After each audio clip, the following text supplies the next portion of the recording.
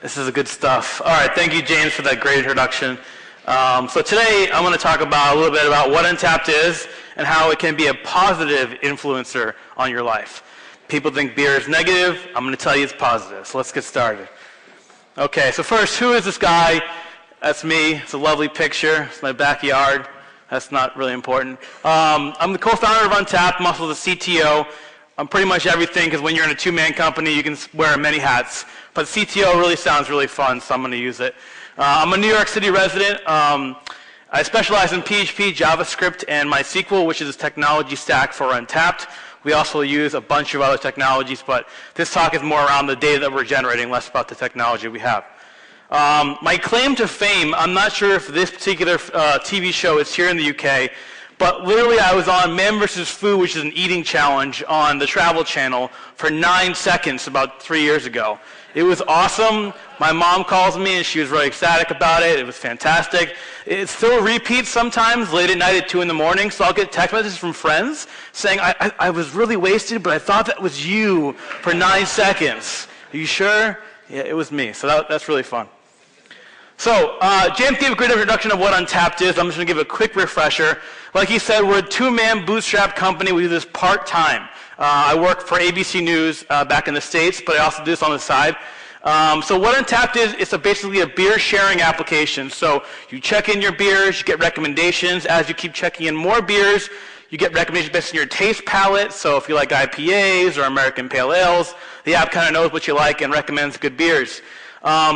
We're all about being social, which is a great thing for beer, hence our name, Drink Socially, because beer is a very social activity, but it never was online in that kind of fashion. There are some forums like Beer Advocate and Rate Beer, but there were never really a social network where everyone could talk freely about the beer, rate it, and discover new ones. So that's kind of what we're all about, and here's some fancy screenshots that are kind of par for the course. So sharing is the most important part of our application. We're finding that sharing happens on around, I believe the last time we did some stats, it was 5 million shares per day on Untappd outside of social networks to Facebook, Foursquare, and Twitter. And from those shares, people find out about new beers on Twitter, and then they're engaged in that kind of process. So when you check in a beer on your screen on the left, you have the option to rate it and then share it across the board. The left side is the web view that gets shown, and you can comment and toast, which is our form of Facebook like. That kind of gives people, hey, cheers, thanks for trying our beer. So this is kind of what the interface looks like for the product. The most important part of this whole process is discovery. There are over millions and millions of beers across the world, and there's no way you can try every single one of them without dying. So what we're going to make it happy for you is we're going to tell you where you should go, what beers you should have, and where your friends are around you, so you can make your experience a lot better when it comes to drinking. So I had the pleasure of coming back here in last year, 2012, and we were still relatively new in the space. We just upgraded our app to another version. We had around 121,000 users, around 4.3 million check-ins, and we just launched a photo feature of taking beer-related photos in our app, and we had 175,000. So here are cool little stats on that. It has exploded in the last year. We were up to 400,000 users, we're 21 million check-ins, and 2 million photos.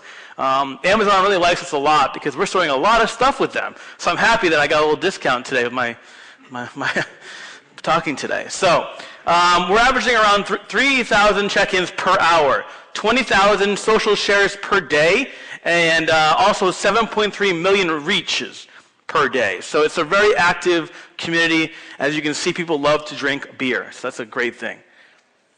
But this is great, right? But what can you tell us about the data that we're generating? Because I'm a data junkie. I'm not a PhD like Donnie or anything like that, but I love to see what decisions can happen based on what beers are being checked in on the service.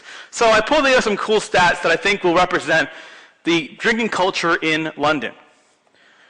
But first, I want to talk about some of the problems that people have when they go to bars and how we're trying to accomplish with the app. This is taken from a great brewery out of California called Russian River. Now, if you're not familiar with this picture, if you've never seen it before, the first question you're going to ask yourself is, what the hell am I looking at? What beers are good on this list? I have no clue which one's good. Little trick, they're all really good. But that's besides the point. What we're trying to accomplish is giving you a frame of context when you go to a bar or a brewery. You're able to open the app and find out what to have. That's the first thing we're trying to accomplish. Second is that we want to give exposure to the breweries that don't have the big reach like the big macro breweries all across the country.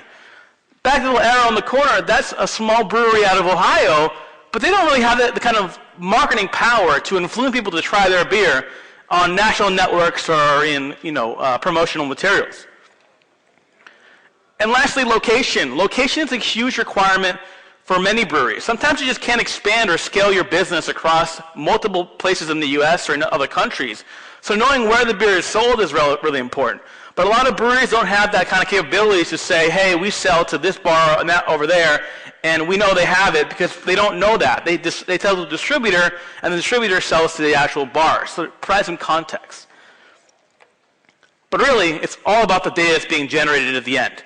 What does that tell us? So I pulled a list of the top check-in hours on Untappd in the London area in the last 30 days. And what I found really interesting is that most people drink around, I believe it's the 1900 hour or 7 p.m. But you guys don't stay out very late. Look at that drop right after there. So you're spending a lot of time drinking in the 6 and 7 with the happy hour periods, but then you're dropping right off after that. And even after the 9 o'clock to 10 o'clock to 11, it's going down by almost 50%. So you can see that most of the time people are drinking around the happy hour period in London.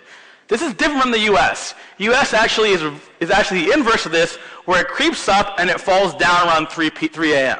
I'm not sure what that tells about our society, but that's what it is. So, top drinking days in London. I thought Monday would be the least popular day to drink in London, but it actually is the 4th popular day in London. In the US, Monday becomes a very popular day as well, although I feel like many people are forgetting to check in on the weekends, and they'll just put it all on Monday, so they'll screw up our data analytics there. But I filtered all those out for this presentation, and I can tell you Monday is a pretty big day in the UK, so that's what's surprising. Wednesday is the least day to drink in the UK. I would never have guessed that. I think Wednesday, hump day, you got to get that over with, go to the bar after work, but not according to this data. So how about what to like to drink? This is a breakdown of the top 6 beers consumed in the UK in the last 30 days on Untappd. The only one I see there that is worldwide is Guinness. I think Guinness has a special place in everyone's heart, especially on St. Patrick's Day or whatever it is. But you see a lot of different flavors of different beers there, which shows the type of community that you guys have here when it comes to beer. You're not ashamed to try something different. But how do we make decisions on what beer to drink?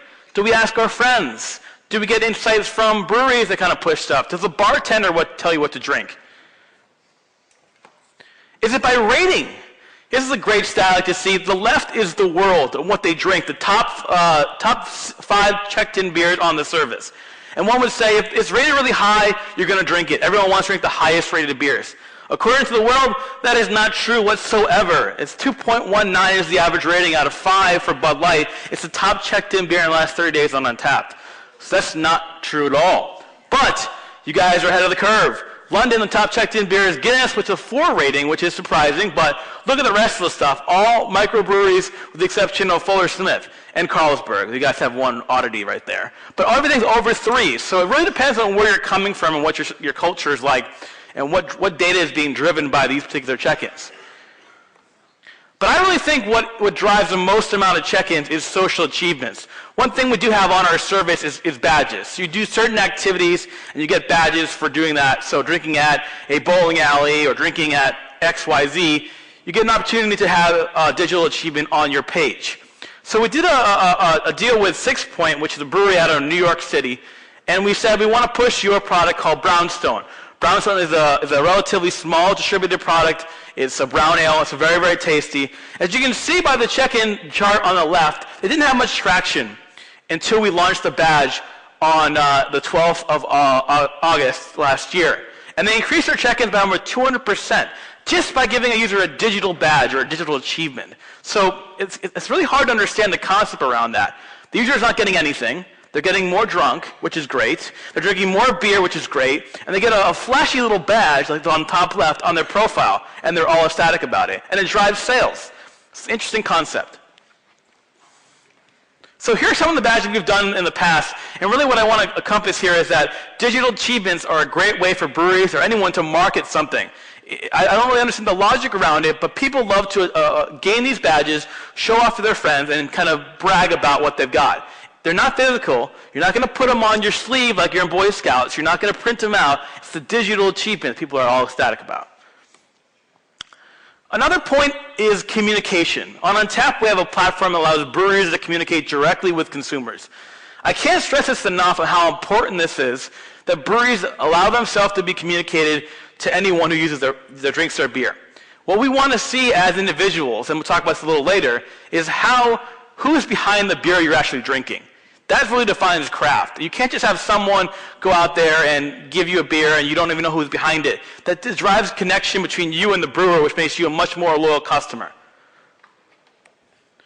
On our product, over 2,500 breweries have already claimed their page on Untappd, which allows them to have this connection between the brewery and the customer, which is really important. So how do you scale as a brewery, keeping with the theme of the conference, while still being craft? It's a very common question that you can apply not just to breweries, but also to technology companies or anything in the sense that you want to scale. The number one thing is passion. People want to see the passion that you have with the product that you're building. So if you have a beer that you want to sell, people want to know who's behind that beer. If you're not promoting that beer or putting your blood, sweat, and tears in it, people will know. The quality will dip, and that's why mass-produced items, you don't really see the passion in it. As I mentioned, communication. Communication is very key. This is Camden Town Brewery here, and someone was asking, do you guys distribute to Australia? Now, a big macro brewery might not respond to this tweet or respond in general, but they did, and now this guy is keeping a lookout for their product. You want to create this kind of communication between the users and yourself. Scale growth. Now, this is from Beer Advocate, and a lot of people say, oh, I got to take over the world. I got to distribute to every single country in the world to sell my product. You have to start small, and when you do start small, you can't have people like this guy who's a naysayer that says,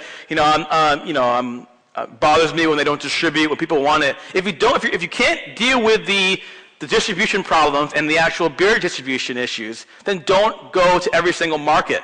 Focus your attention on the ones you're good at and expand after you continue to refine your process. A very good brewery like this is a 6 Point in actually New York, which has not expanded beyond New York until the last 6 months. They spent 2 years just distributing in New York alone until they figured out their system, understand their limits, and then expanded. A lot of breweries go out way too fast, and same thing with companies. If they expand too much, then it turns out that you're not going to be ready for that kind of the movement.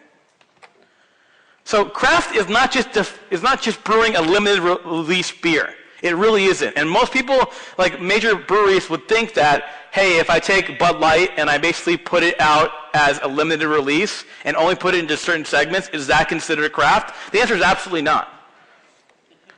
Craft is like building something you're passionate about and letting it show in your product. Anything you build, anything you make, this is the important factor, is that knowing the passion is behind what you build and letting the quality of the product live. So a lot of these microbreweries follow this to the T. They're building in small quantities, you can see the passion, you can see who's behind it, and that's what's really driving the interaction between you and that product. People love experiences that are tailored toward themselves. That's why people go to high-end coffee shops, have the coffee we had here at the conference. You want that kind of experience. I think the key thing to remember when you're building anything is that if the passion isn't there and the user can't see it, it's not going to be craft in a sense.